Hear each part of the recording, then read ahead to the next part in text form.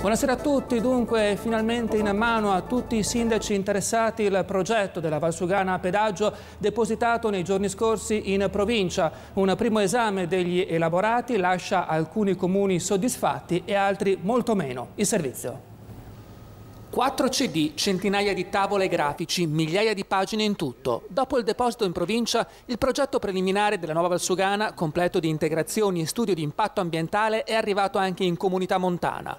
Per studiarlo con attenzione, ai sindaci serviranno giorni e giorni. Le varie modifiche del progetto base fatte sulle indicazioni dei comuni sono tutte presenti nella valutazione di impatto ambientale e questo è già un motivo di soddisfazione. Ora starà a noi con le osservazioni condizionare la scelta o tentare di condizionare la scelta della Commissione VIA nella direzione che più aggrada la Valle del Brenta.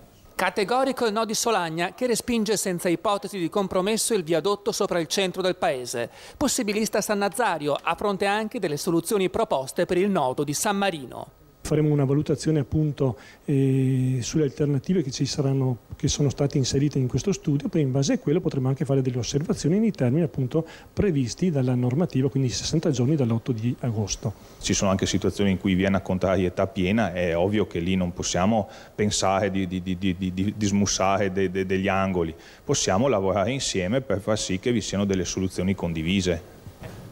Negli altri comuni interessati, soddisfazione da parte del sindaco di Romano Rossella Olivo. I nostri rilievi sono stati accolti, riferisce, e anzi ci vengono proposte ulteriori migliorie che stiamo valutando con interesse.